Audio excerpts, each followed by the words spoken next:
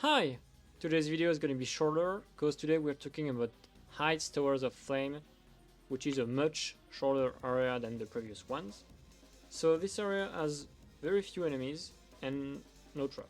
The enemies are much more imposing than the ones you are fighting in the Forest of Fallen Giants. They are slow and hard-hitting, but they're actually quite easy to fight on one-on-one, because if you fight them 2v1 it's actually much trickier to fight them, and it's kinda funny to think that this area is kinda the exact opposite of the Forest of Fallen Giants, which is, it feels good, you know, when you go through an area and the next one is the opposite of the first one. It's a nice change of pace. So this area, I like it. The enemies here are good fights by themselves. They are not too hard, but they are hard enough for the early game, you know, there's some challenge to them. The mechanic of the lever that fills the arena of the Dragonrider boss it's an interesting mechanic, but it doesn't make any sense. Like, you're activating a lever, and on the other side of the arena you're just making this area, like, how does it work?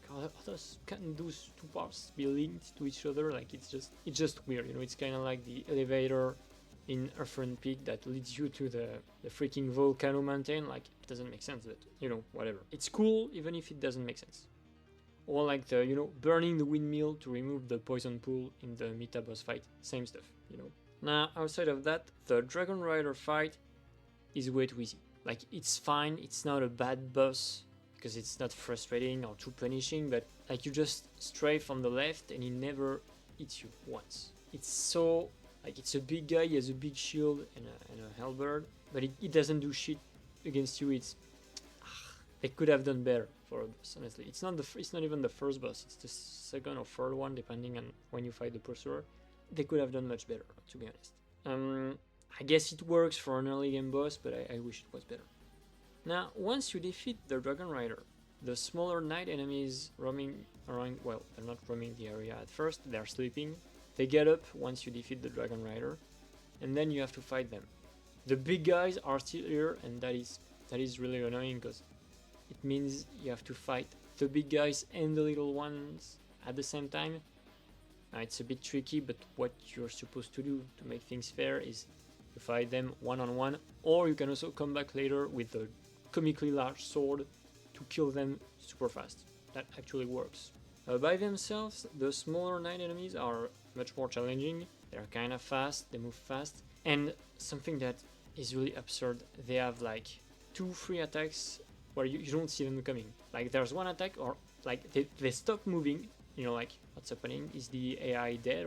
And suddenly they do a big strike, and they can turn around so fast when doing the big strike, it's stupid. Like, if you're behind them, they can turn around instantly and hit you super hard with that attack. It's kinda crazy. And the other stuff is, when you're behind them, they can do a turnaround attack that is also insanely fast and deals a lot of damage, which is quite frustrating, honestly. Those enemies are... I'm not a fan of them. I'm far from being a fan, to be honest. If they do a remake, I'd like them to change with the enemies to make the animations clearer, you know, so you understand what the enemy does. Okay, he's preparing to do the big swing in front of him. Okay, more like clearer indication of what the enemy is doing, because right now it's just messy to look at and to play the game against those. So yeah, those enemies make the area much harder to go through, and they basically invite you to come back later to fight the discounted Ornstein, the old Dragon Slayer, which is a much better fight than the Dragonrider, but it's nothing too crazy. It's kind of like the Pursuer. It's good. It's a good fight. But if you compare that to Bloodborne or Dark Souls 3 or Elden Ring, you're like, what is that? I mean, it's fine by itself, especially if you compare it to Dark Souls 1 bosses or other Dark Souls 2 bosses. But it's far from being crazy. It's not Artorias level, Fume Knight level, stuff like that. So yeah, overall, the area is good. I like going through it at first, even if I consider the smaller knights as big downside. Because you might argue that, well, you can just come back later. Yeah, but if I come back later much stronger, it's gonna be so much easier that it's not going to matter smaller knights are here or not. Additionally, the Drake right before the old Dragon Slayer boss fight is just annoying. Seriously, in Dark Souls 2, like, the dragon enemies are like, outside of a scene in the Sunken City DLC, most dragon fights in Dark Souls are just not great. like, they're not good. Especially if you think about the Ancient Dragon or the Guardian Dragon. Guardian Dragon I think is okay. Yeah, it's not great, but it's fine, you know. Ancient Dragon is horrendous, however. So yeah, to conclude this video, the area I think is fine.